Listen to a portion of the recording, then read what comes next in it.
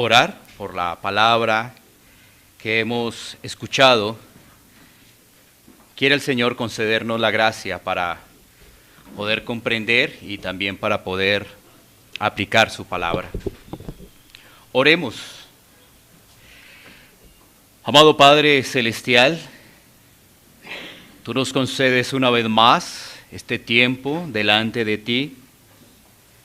Tú eres grande, tú eres poderoso. Tu palabra trae sabiduría. Tu palabra es viva, tu palabra es eficaz. Toda la Escritura es inspirada por ti, Señor. Ahora que tenemos, Señor, la exposición de la palabra, queremos pedirte que nuestros corazones, que nuestras mentes puedan recibir la palabra con gozo, pero también recibirla en amonestación y aplicación para cada uno de nosotros. No nos dejes a la deriva. El salmista decía, no me dejes como el mulo sin entendimiento. No nos dejes, Señor, sin comprender tu palabra. No nos dejes, Señor, a nuestra propia opinión, sino que más bien ten misericordia de nosotros para poderla entender y vivir. Y ayúdame, Señor, en mis debilidades, a exponer la palabra con reverencia y en temor a ti. En Cristo Jesús. Amén.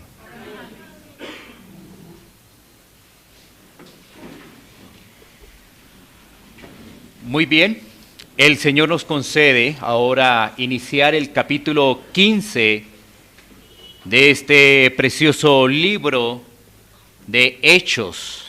Estamos hablando de la iglesia. Qué hermoso es esto. Hagamos una breve introducción. La iglesia del Señor siempre ha sufrido amenazas de diferente índole.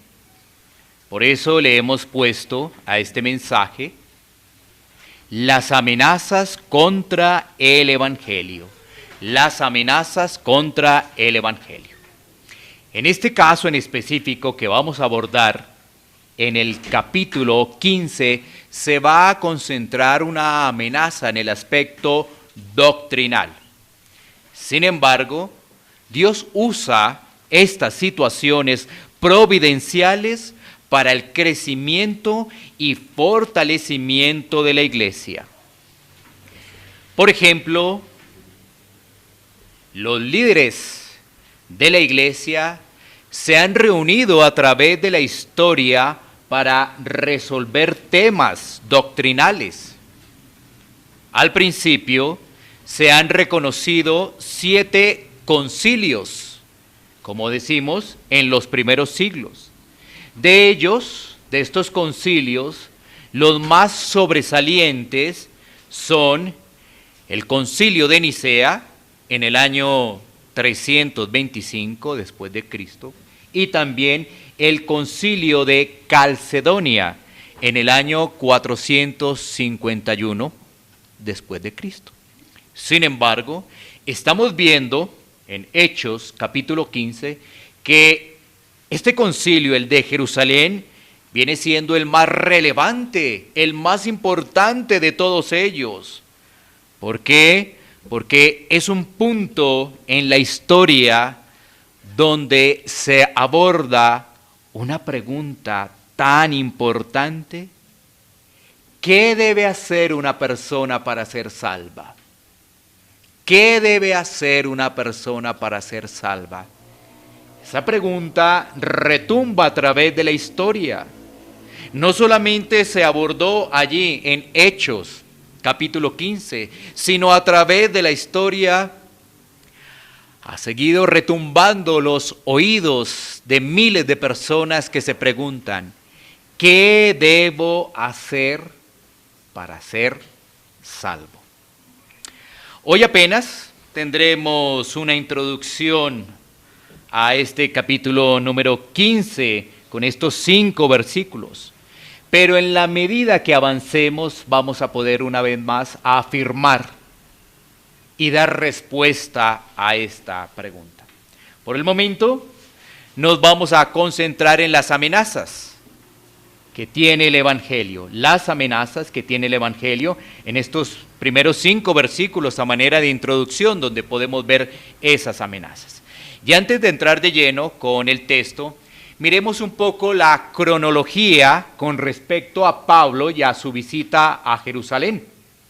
Así podemos entender un poco más qué es lo que está sucediendo con Pablo y con Bernabé. Pablo fue a Jerusalén varias veces, siendo la primera vez cuando ocurrió su conversión en el camino a Damasco, Hechos capítulo 9, versículos 26 al 29. Suponemos que esto se dio cerca del año 30, La segunda visita fue cuando la iglesia de Antioquía lo comisionó a Pablo y también a Bernabé para que llevaran ayuda económica y así se pudiera mitigar el hambre que azotó a Judea a mediados de los años 40. Hablábamos de los años 30, ahora hablamos de los años 40. Esto lo podemos identificar en Hechos, capítulo 11, versículos 27 al 30. Y junto con Bernabé, Pablo visita Jerusalén por tercera vez, cuando se reúne en el concilio de Jerusalén, que es nuestro pasaje, por allí en el año 49 después de Cristo. Y esto es antes del inicio de su segundo viaje misionero. Recordemos que Hechos capítulo 14 nos ha hablado de la conclusión del primer viaje misionero de Pablo y de Bernabé. Ellos se quedan allí en la iglesia de Antioquía durante un buen tiempo, es lo que vemos en los últimos versículos del capítulo 14, y ahora ellos van a Jerusalén. Después de esto, comenzará su segundo viaje misionero. Con esta cronología nosotros podemos entender qué es lo que está pasando con la iglesia, qué es lo que está ocurriendo también con los gentiles y cuál es el protagonismo una vez más de la iglesia en Jerusalén. Y allí tendremos una vez más a Pedro, porque recordemos que Pedro lo habíamos dejado atrás. Aquí volverá a aparecer un momento en este concilio.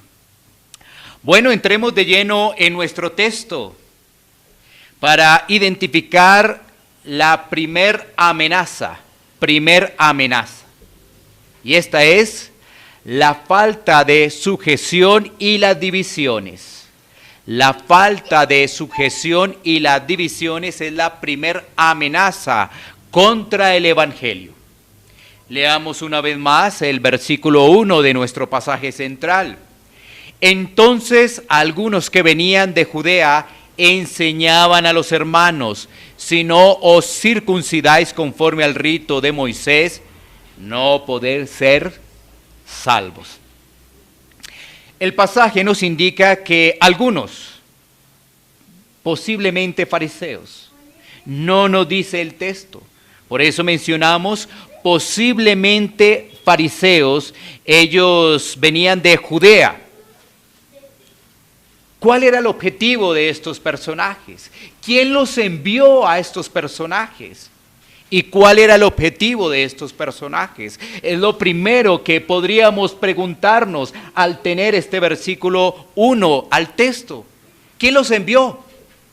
¿Y cuál era el objetivo de estos personajes? Estamos señalando que posiblemente eran de los fariseos. El texto no nos dice específicamente si eran de los fariseos o no.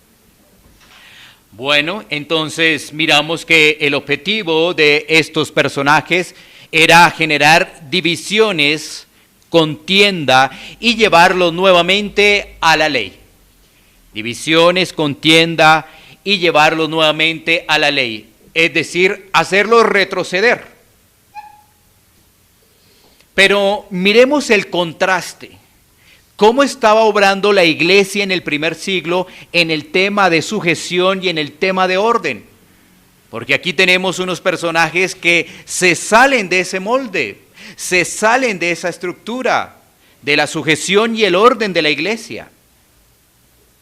Y allí tenemos unos buenos pasajes que nos ilustran y nos dan entendimiento de esto que estamos presentando. Miremos Hechos capítulo 11, versículos 20 al 22. Vamos a mirar el contraste. Ya tenemos allí unos personajes que vienen a generar división. Ahora miremos qué es lo que hace la iglesia, cómo está trabajando la iglesia en el primer siglo en orden y en sujeción. Hechos 11, 20, 22 dice: pero había entre ellos unos varones de Chipre y de Cirene, los cuales cuando entraron en Antioquía, hablaron también a los griegos, anunciando el evangelio del Señor Jesús. Y la mano del Señor estaba con ellos, y gran número creyó y se convirtió al Señor. Versículo 22, ahí está el énfasis de lo que queremos desarrollar. Llegó la noticia de estas cosas a oídos de la iglesia que estaba en Jerusalén, y enviaron a Bernabé que fuese hasta Antioquía. Mira que es la iglesia la que envía a las personas. Y aquí tenemos un buen parámetro. Se está compartiendo el evangelio. ¿En qué regiones? Bueno, entraron allí en Antioquía, nos dice el texto. Entonces llegan noticias de eso a la iglesia en Jerusalén. ¿Qué hace la iglesia en Jerusalén? Envía a Bernabé a esa región. Bernabé en sujeción a su iglesia. Bernabé con la intención de apoyar allí a los nuevos creyentes, la iglesia que se está allí formando. Una iglesia sujeta, una iglesia ordenada. Ahora, miremos otro ejemplo, Hechos, capítulo 13, versículos 1 y 2. Hechos, capítulo 13, versículos 1 y 2. Había entonces en la iglesia que estaba en Antioquía profetas y maestros: Bernabé, Simón, el que se llamaba Níger, Lucio de Cirene, Manaén, el que se había criado junto con Herodes, el tetrarca, y Saulo. Ministrando estos al Señor y ayunando, dijo el Espíritu Santo: apartadme a Bernabé y a Saulo para la obra a que los he llamado. Vemos Jerusalén, ahora que vemos otra iglesia, Antioquía, y hace lo mismo, envía organización. Estamos nosotros entonces analizando el conducto regular que se desarrolla en la iglesia del primer siglo. Estas personas son enviadas a desarrollar una labor. Si volvemos a nuestro versículo 1 de Hechos 15, uno vuelve a preguntarse: entonces algunos que venían de Judea enseñaban a los hermanos. ¿Quién los envió? ¿Con qué función? Vemos que su función no era unidad. Vemos que su función no era hablar del evangelio. No. Su función era división. ¿Qué quiere decir ello? Que estos hombres tomaron la decisión por su propia cuenta de ir a esa región, de generar confusión. Estos no son enviados de la iglesia de Jerusalén. Ellos son autoenviados. Estos hombres van a Antioquía a definir sus propias reglas y regulaciones para los creyentes. Ellos desean imponer quiénes pueden ser salvos y quiénes pueden ser parte de la iglesia. Además, Hay que añadir que estos son autonombrados maestros, porque mira el pasaje. Entonces algunos que venían de Judea enseñaban, autonombrados maestros. Estaban enseñando a los hermanos. ¿Quién los nombró? Se autonombraron. Qué peligro ello. Ellos están enseñando algo muy diferente a lo que ha expuesto Pablo y Bernabé. Recordemos que en los viajes de Pablo y de Bernabé, él tenía las siguientes características, Pablo y Bernabé. 1, anunciar el evangelio. Eso es lo que hacía, anunciar el evangelio. 2, dar ánimo a los creyentes. 3, que perseveraran en la fe. Y también les hablaba de la organización para el crecimiento de la iglesia. Fíjense que estos eran muy contrarios al mensaje de Pablo, nada que ver. Ellos no anunciaban el evangelio, ellos no traían ánimo a los creyentes, no le hablaban de perseverar a la fe y por el contrario querían traer era desorganización. En vez de organización, unidad y crecimiento. Por eso estamos hablando de la primer amenaza contra el evangelio. Y esa primera amenaza, como ya lo hemos registrado, es la falta de sujeción y las divisiones. Estos no se sujetaban a la iglesia de Jerusalén y por el contrario querían traer divisiones. Y además, ¿quiénes podían ser salvos? Bueno, así que esto nos lleva a la segunda amenaza, que también está en el mismo versículo 1. La segunda amenaza. Volvamos a leer una vez más este versículo. Entonces algunos que venían de Judea enseñaban a los hermanos. Aquí comienza la segunda amenaza. Si no os circuncidáis conforme al rito de Moisés, no podéis ser salvos. ¿Cuál es esta amenaza? La salvación por medio de ritos y obras, aparte de Cristo. Esa es la segunda amenaza. La salvación por medio de ritos y obras. Bueno, este grupo estaba enseñando que si no se circuncidaban, no podían ser salvos. Hablemos un poco de la circuncisión.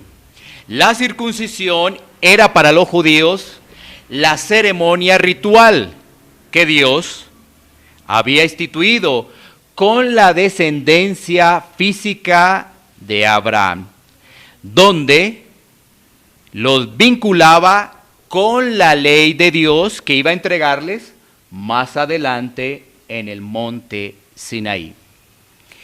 La circuncisión no se quedaba en un ritual ceremonial, tenía un vínculo con la ley.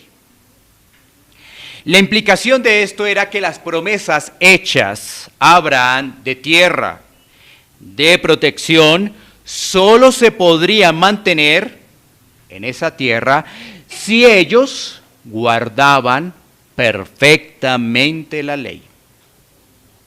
Ahora, no podemos dejar atrás que esas promesas materiales apuntaban a las promesas espirituales. Miremos las conexiones de la ley, la circuncisión y las funciones que cumplen para poder tener un panorama más amplio. Para ello tenemos que ir a Romanos, capítulo 3, versículos 19 y 20. Estamos hablando de la segunda amenaza, ¿no? Hablar de ritos y de obras para salvación. Miremos qué le dice Pablo a los romanos. Pero sabemos que todo lo que la ley dice, lo dice a los que están bajo la ley, para que toda boca se cierre y todo el mundo quede bajo el juicio de Dios, ya que por las obras de la ley ningún ser humano será justificado delante de él, porque por medio de la ley es el conocimiento del pecado. aquí estamos viendo cuál es el objetivo de la ley en esa primera instancia o esas funciones de la ley. Y el pasaje nos ayuda a responder cuál es el objetivo de la ley. En primera instancia, el pasaje nos entrega una información clara. Dice en la última parte del versículo 20, porque por medio de la ley es el conocimiento del pecado. Así que, si nos trasladamos al Antiguo Testamento, vemos que ellos tenían que ver que se les había promulgado en el monte Sinaí los 10 mandamientos, pero que ellos no podían cumplir ello a la perfección. Que ellos pudieran darse cuenta que eran transgresores también de la ley. Así que ese es uno de los objetivos primarios de la ley, que el hombre pecador pueda darse cuenta que está bajo el juicio de Dios y que no puede justificarse ante Dios con sus propias obras o ritos. Ahora miremos el vínculo de la ley con la circuncisión.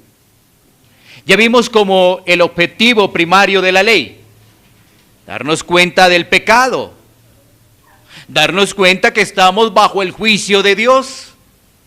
Ahora miremos el vínculo que hay en la ley con la circuncisión.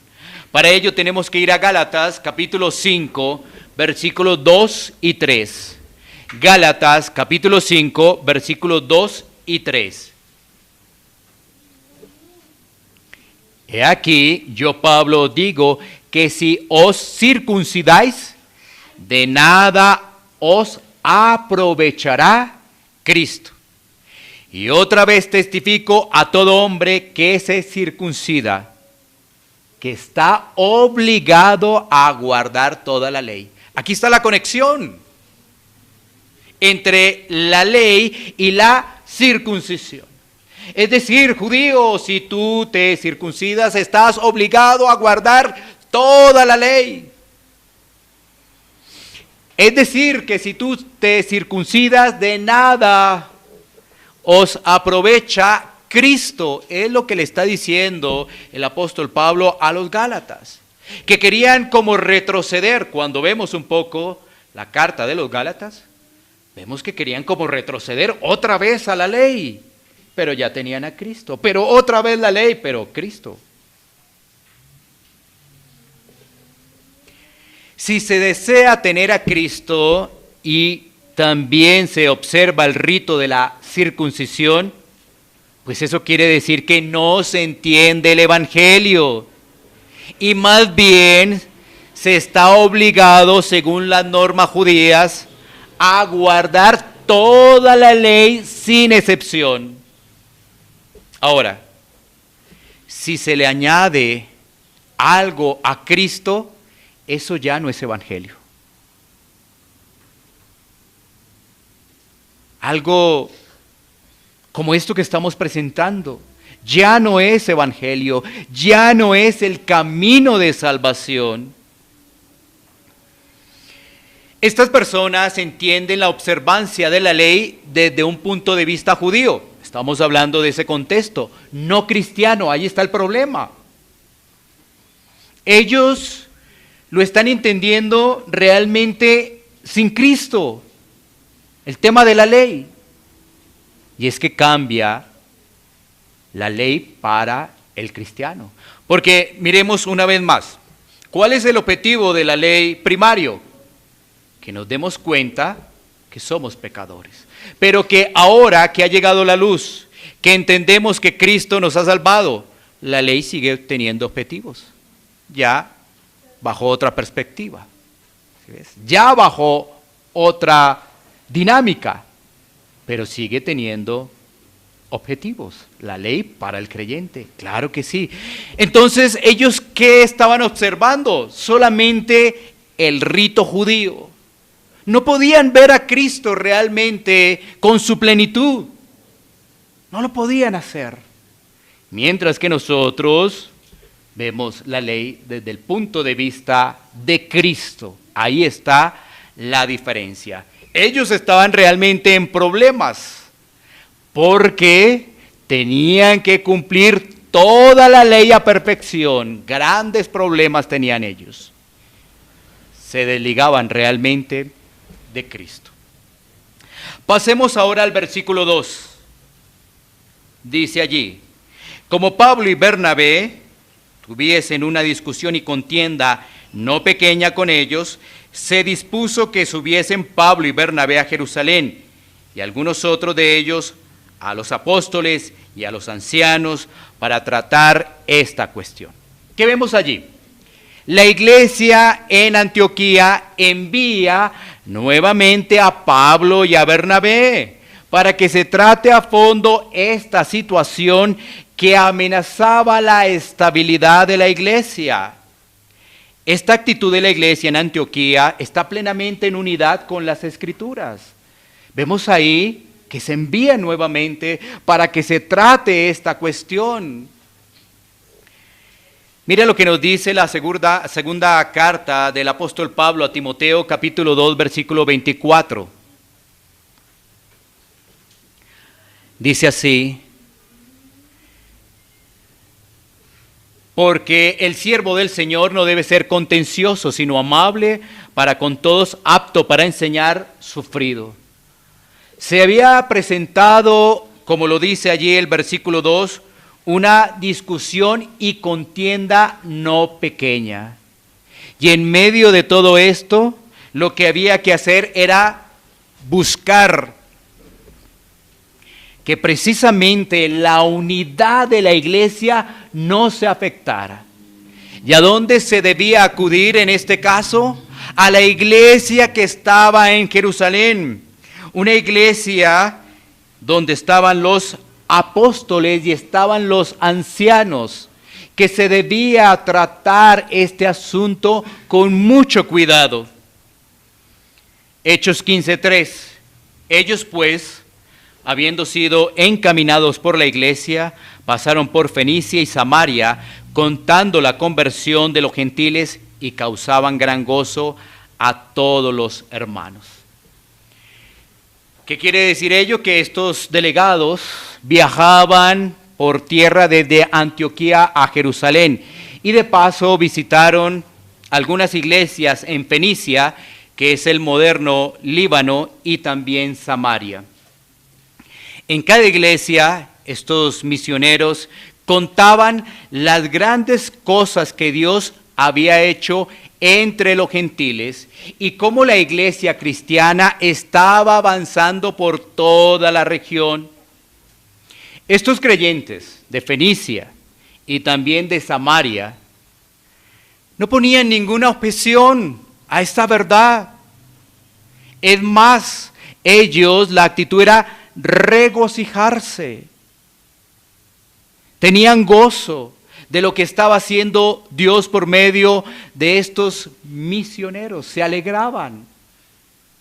Fíjate que aquí, estas iglesias, en esta región, no ponen el problema de que se deben circuncidar para que sean salvos. Siguiendo el relato, pasamos a el versículo 4, donde se nos dice que, y llegados a Jerusalén, fueron recibidos por la iglesia y los apóstoles y los ancianos, y refirieron todas las cosas que Dios había hecho con ellos. Miremos la unidad de la iglesia, miremos el orden de la iglesia, pero también miremos la sujeción de la iglesia. Llegan quienes, encabezando esta comitiva, llegan Pablo y Bernabé. ¿Y por quién son recibidos? Por la iglesia que está en Jerusalén. Allí hay sujeción, orden, y también lo que estamos viendo es la disposición. ¿Quiénes lo reciben? La iglesia, los apóstoles y los ancianos. Y estamos viendo cómo es la iglesia. La iglesia está conformada ¿por quién? Por ancianos y por miembros. Ahí lo estamos notando. Y vemos la sujeción porque en medio de todo esto ellos vienen a comunicar todo lo que estaba pasando. ¿Cómo les había ido? Ya habían entregado reportes a la iglesia de Antioquía en Hechos capítulo 14. Ahora tienen la posibilidad de hacer referencia a la iglesia de Jerusalén. Y aquí estamos viendo en este versículo 4 cómo se combate la falta de sujeción. Dos cosas vemos allí: humildad y darle la gloria a Dios. Humildad y darle la gloria a Dios. ¿Qué diferencia a lo de Hechos 15:1, no? Ellos se autoproclaman, no son sujetos, traen división.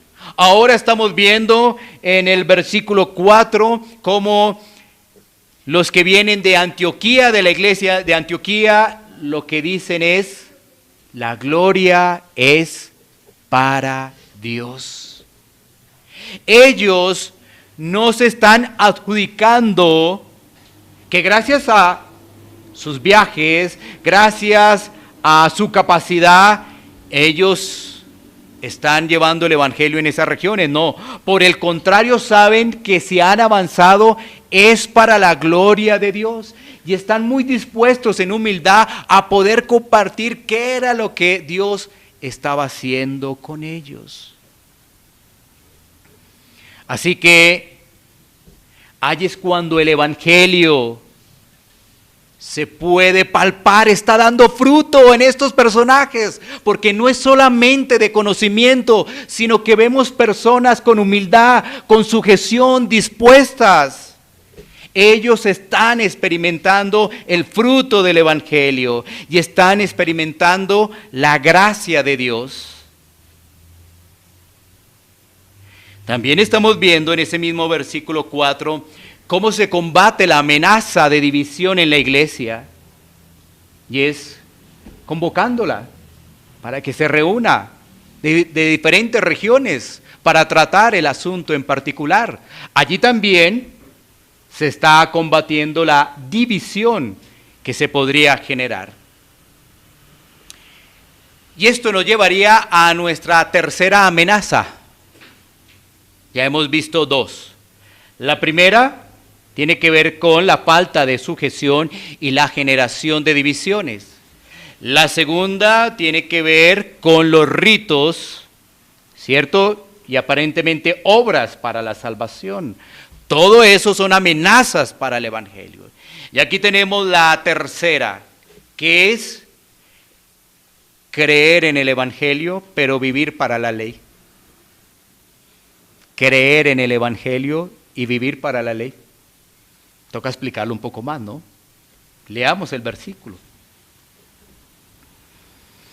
Pero algunos de la secta de los fariseos que habían creído se levantaron diciendo: es necesario circuncidarlos y mandarles que guarden la ley de Moisés. Aunque no podemos afirmar contundentemente que los de Hechos 15:1 eran fariseos, aquí tenemos también un aporte que podría ayudarnos. Eran los fariseos, en este caso ya identificados, los que estaban inquietos por esa situación. Además, el pasaje nos dice que habían creído, pero están diciendo que es necesario circuncidarlos y mandarles que guarden la ley de Moisés. Así que, con base a ello, podemos explicar esta amenaza, ¿no? Creer en el evangelio, pero vivir para la ley. Bueno, ¿qué deseo expresar con esta tercera amenaza? Es que muchos no viven bajo la libertad del evangelio. Pongamos un ejemplo para que aún tengamos mayor entendimiento. Una persona puede tener temor por el pecado, por las consecuencias. Y entonces eso hace que se restrinja por miedo al infierno. ¿Sí? Y esa persona no está viendo a Cristo, No está viendo que más bien debe mortificar el pecado y debe abstenerse del pecado porque su deseo es mantener su unidad con Cristo. Mira, mientras que en el primer punto estoy hablando de abstenerse del pecado por las consecuencias del infierno, en el otro lado hay una diferencia, porque hay un deseo de abstenerse del pecado, mortificando el pecado y mantener la relación con Cristo. ¿Sí?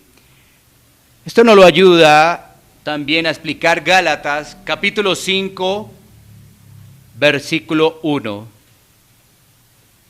Gálatas capítulo 5, versículo 1.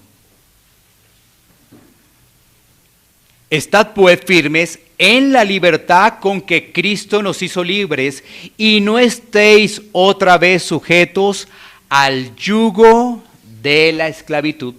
Ahí está, por eso el enunciado, por eso la tercera amenaza. Es como si se deseara regresar a la ley. Por ejemplo, las personas a veces piensan y dicen, sí, la salvación es solo por gracia. Eso es fácil. Yo creo en Cristo como Señor y Salvador. Y dicen, ¿nada más? Entonces ellos realmente no entienden y quieren hacer ritos, sacrificios, obras realmente para poderse salvar, ya que ven que la gracia, sí, eso está como muy fácil. Eso no tiene misterio. Ya soy salvo. No, pero ¿qué más hay que hacer? Cristo, ¿y qué más? Dígame, ¿qué más hay que hacer? Así que lo que está ocurriendo en el fondo es que esas personas desean tener mérito en la salvación. Ahí está el punto. Su orgullo es muy alto, que desean recibir en algún momento reconocimiento por su salvación. Ese es el gran problema. Cuando Hechos capítulo 15 aborda la pregunta de cómo poder ser salvos y llenamos de argumentos, pues se diluye la salvación solamente en Cristo. Solamente en Cristo, solamente por gracia, solamente por fe. Pero si le llenamos tantos argumentos, así que lo que estábamos viendo en este grupo es que ellos realmente querían tener algún mérito. Ellos no estaban de acuerdo que solamente fuera Cristo, porque estamos hablando de unos fariseos que ya habían creído, dice el texto. O sea, es decir, sí, está bien, nosotros creemos en Cristo, pero hay que hacer esto. Pero creemos en Cristo. O sea, ellos querían realmente tener algún mérito, alguna participación en la salvación. Ahora, todo esto que hemos hablado debemos llevarlo a la práctica de la iglesia actual. Y abordemos esos 3 puntos que expusimos a la práctica de la iglesia actual. Porque nos hemos concentrado allí a lo que ocurrió con Pablo, Bernabé y la iglesia de Antioquía, enviándolos allí a Jerusalén para que entreguen el reporte que se va a desarrollar ya lo que va a ocurrir en los siguientes versículos. Es momento de concentrarnos en la iglesia del siglo XXI. Hay divisiones, hay falta de sujeción en esta época, como estaba ocurriendo en la iglesia primitiva. Sí, la respuesta es un contundente sí, ya que hoy en día muchas personas no se sujetan a una iglesia local. Pero escucha esto, pero muchos de ellos hablan de la Biblia, comparten versículos y dan enseñanzas de la Biblia. Eso ocurre hoy en día. muy parecido a lo que estábamos viendo en el versículo 1. No se sujetan a una iglesia local, pero comparten de la Biblia a otras personas. Muchas de esas personas no rinden cuentas, pero ellos sí quieren ser los jueces. Eso sí, quieren ser los jueces, pero no rinden cuentas. Lo que quieren es seguir generando división a la iglesia, porque esas divisiones están a la orden del día. Y como lo vimos en el versículo 4, es que la iglesia debería combatir la falta de sujeción y las divisiones, hablando de la importancia que tiene la iglesia local. El Señor ha instituido su iglesia para que crezcamos juntos, para que caminemos con ese espíritu de humildad que refleja a nuestro Señor Jesucristo, creciendo en paciencia, soportándonos los unos a los otros. Muchas personas han asistido a iglesias, vieron algo incómodo y a partir de allí no volvieron a congregarse, pero eso sí, siguen hablando de la Biblia. Son autonombrados maestros, enseñan a los demás. Qué peligro para generar divisiones y falta de sujeción en la iglesia local. El segundo punto tiene que ver con las falsas enseñanzas, ¿no? ¿Qué está ocurriendo hoy en día en la iglesia del siglo XXI? Bueno, lo primero que tenemos que decir es que la Biblia registra las falsas enseñanzas prácticamente todo el tiempo.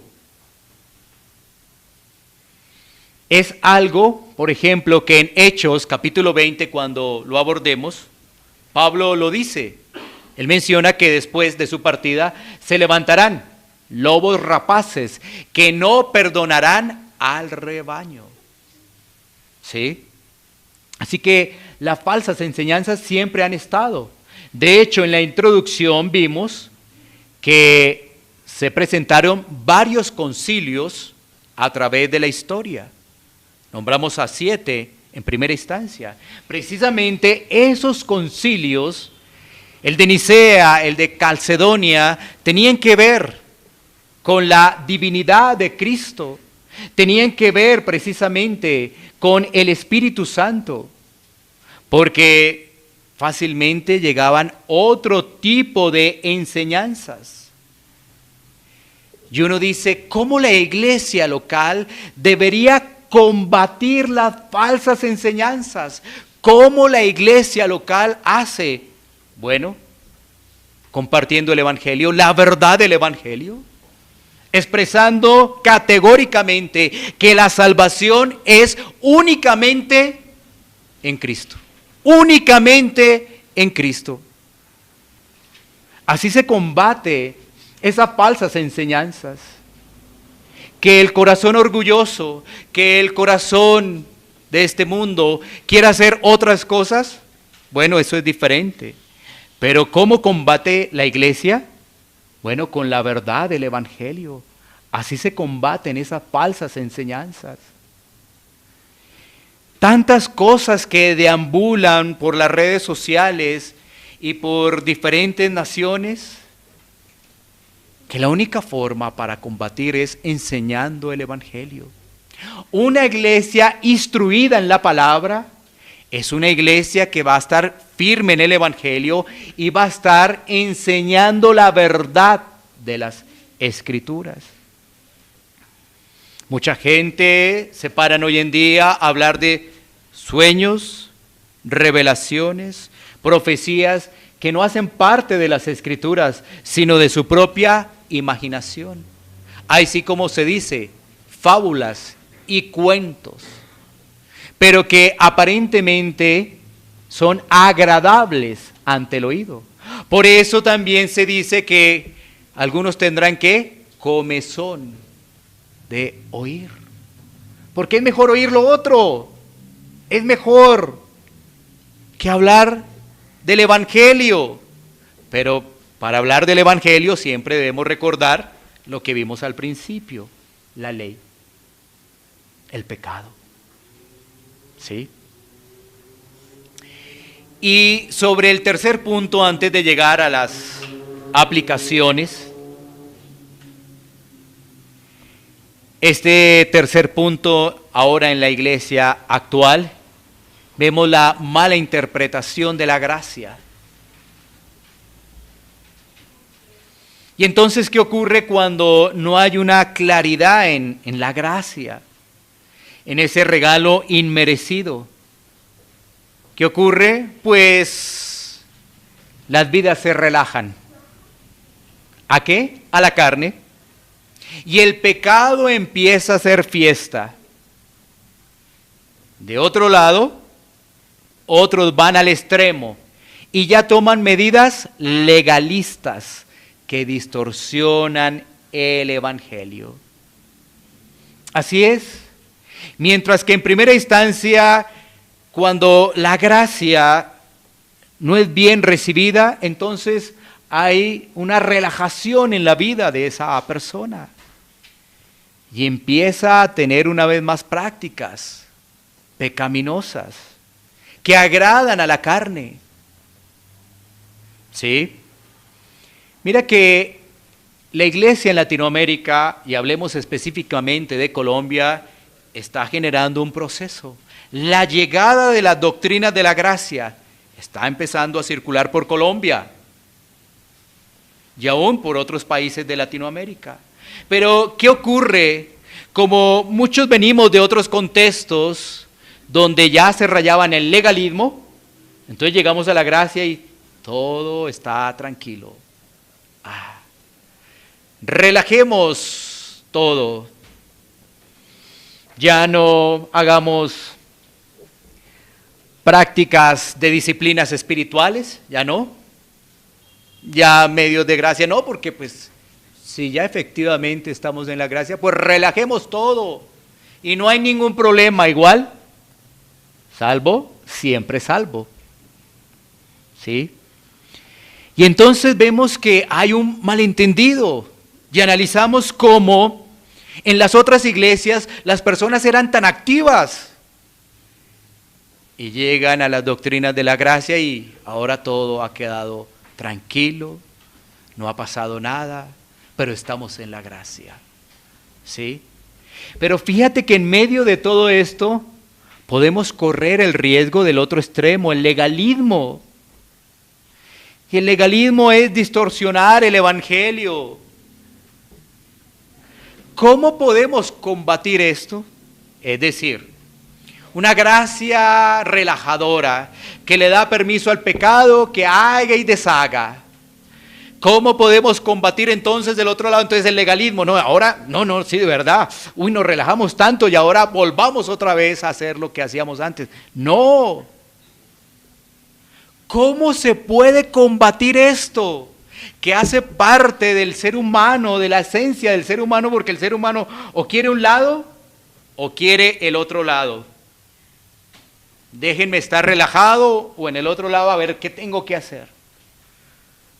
Pues lo que tenemos que hacer es no añadir nada al evangelio, solo Cristo. Solo Cristo. Cristo vivió una vida perfecta para que nosotros le podamos reconocer como nuestro Salvador y que Él sea nuestro Señor y podamos vivir una vida de ejemplo como la vivió Él. Cristo vive una vida perfecta, Él va a la cruz, Él es el que te da vida eterna, Él es el que perdona tus pecados.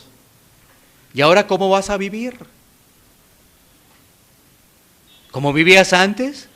No tiene sentido. Entonces, no es tu rey, porque si no le vas a obedecer, no es tu rey. No tendría sentido. Por eso Cristo vive una vida perfecta, va a la cruz, Él perdona tus pecados, Él te da vida eterna, ¿para qué? ¿Para que sigas igual? No. Para que ahora podamos crecer a la luz del Evangelio y vivir como Él nos ha guiado, como Él nos ha enseñado. Eso es. Eso es. ¿Qué aplicaciones podemos extraer de estos versículos? Quiero compartir 3 en particular.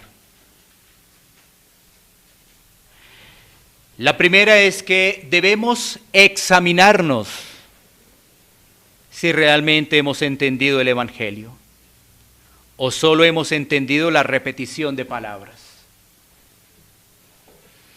Es importante que nos examinemos, entender el Evangelio. A veces cuando nos repiten y nos repiten, todos los días vemos a través de un devocional y llegamos a la iglesia que la salvación es por gracia y que solo Cristo. Pues claro, si nos preguntan, ¿quién puede ser salvo? ¿Qué debo hacer yo para ser salvo? Uno diría, no, solo Cristo, la salvación es por gracia. Ok, pero ¿realmente has entendido ello o solamente son repetición de palabras? Debemos examinarnos si hemos entendido el Evangelio. Parece que estos fariseos del versículo 5 estaban bastante confundidos. Bastante confundidos. Claro, uno diría, llevaban toda su vida recibiendo esa información, toda su vida compartiendo los lineamientos de la ley y ahora les cambiaron el chip. Entonces, están un poco como confundidos, ¿no? Pero, ¿qué debían hacer ellos? Examinarse. ¿Qué debemos hacer nosotros? Examinarnos. Si realmente hemos entendido el Evangelio y no solamente de palabras. Tan fácil es aprendernos Efesios capítulo 2, versículos 7 al 9. Tan fácil es recitarlo y decírselo a los demás. Y ya decir que la salvación es por gracia. Pero realmente Dios ha hecho una obra de gracia. Y mira todo lo que implica esto, ¿no? ¿Cómo comenzaría mi examen? Mi examen ¿será que Dios ha hecho una obra de gracia en mí? Porque solo Cristo.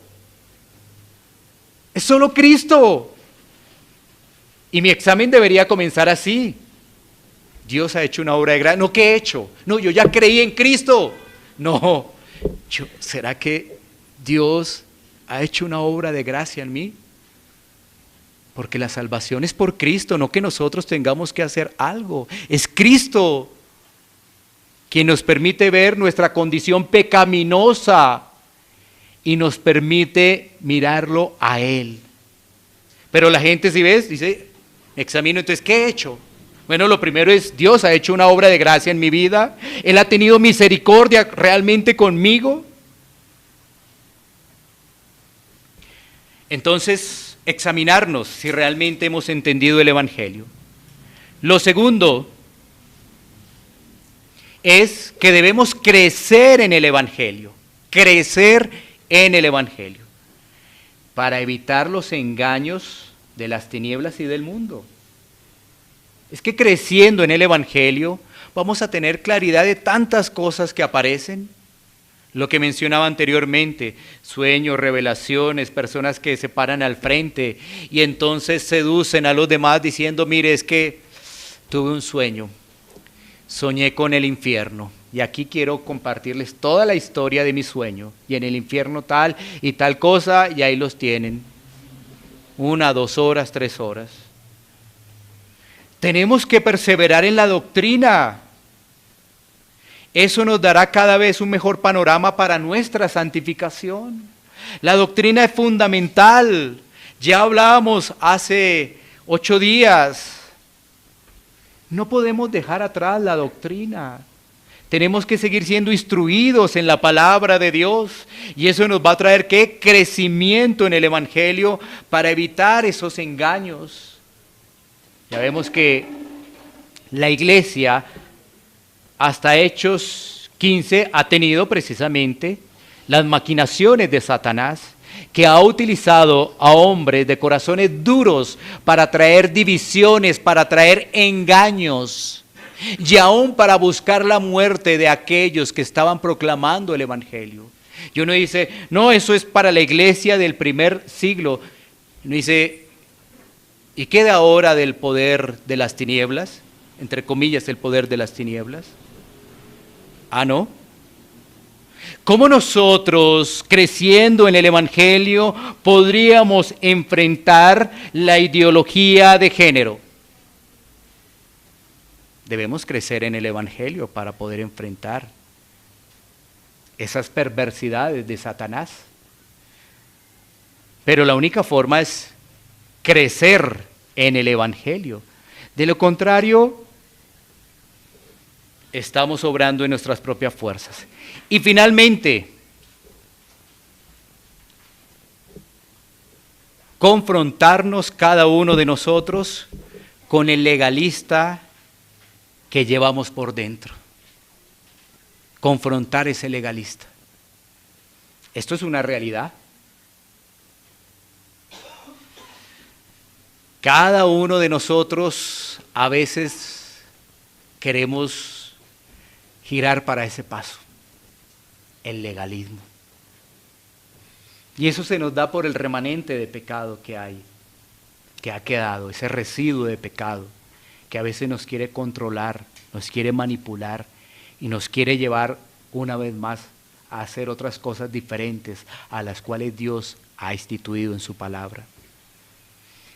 ¿Cómo nosotros también confrontamos todo ello? Mira, es tan hermoso cuando el Señor en su soberanía y también en su providencia permitió que esos personajes del siglo XVI pudieran volver a las Escrituras, a plantear solo Escritura, solo gracia, solo fe, solo Cristo y solo para la gloria de Dios. Y uno dice, oh claro, eso es lo que necesitamos, no necesitamos nada más. Para combatir ese legalismo, ¿qué necesitamos? Sola Escritura, sola Escritura. A veces, ¿qué buscamos nosotros? El consejo de los demás. Y buscamos aún consejo de aquellas personas que todavía ni siquiera han entendido la gracia, sino que nos quedaron como amigos de otras iglesias que todavía están confundidos y buscamos consejo de ellos. Pero ¿qué dice? Sola Escritura. Apóyate en tu iglesia local. Recordar que todo esto es sola gracia, que por más que tú te esfuerces, por más que tú intentes, no te vas a salvar si Dios no ha obrado. No. Intentas por aquí, por allá, haces una cosa, haces otra, lees la Biblia en un año 10 veces, por todo lado estás intentando, pero esto es solo gracia, solo gracia. También debemos recordar que es solo fe. Así estamos combatiendo ese legalismo o ese legalista que se nos quiere salir.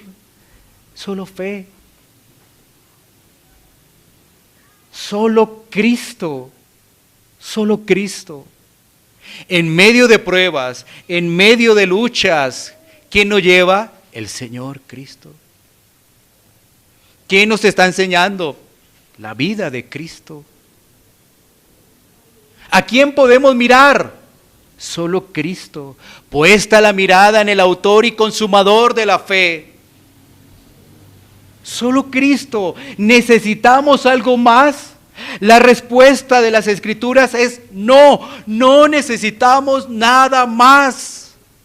¿Qué ha hecho la tradición?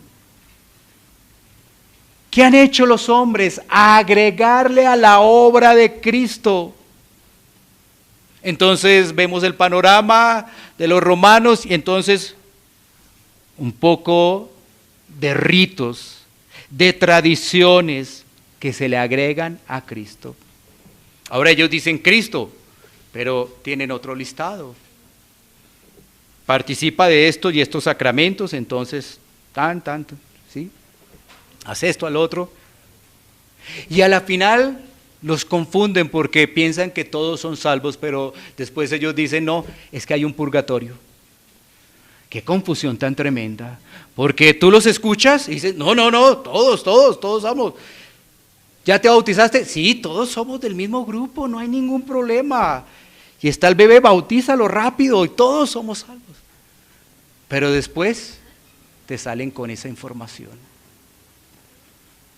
que hay un purgatorio. Cuando la Biblia dice solo Cristo. ¿Qué necesitamos para ser salvos?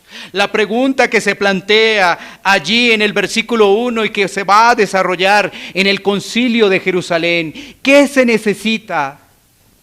Solo Cristo.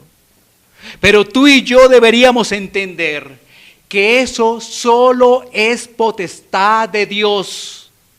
Solo es potestad de Dios los nacimientos de nuevo. Solo es potestad de Él. Y tú y yo deberíamos entender la condición del hombre, transgresor de la ley de Dios, pecadores por naturaleza. Todo eso se debe entender con claridad. De lo contrario, seguiremos repitiendo. Sí, Cristo me salvó porque todo es por gracia, pero si no lo entendemos, si no lo vivimos, nada va a pasar. Así que examinarnos, crecer y confrontar ese legalista que cada uno de nosotros llevamos. Y lo confrontamos con sola Escritura, solo gracia, solo fe, solo Cristo y solo para la gloria de Dios. Vamos a tomar un tiempo para poder orar.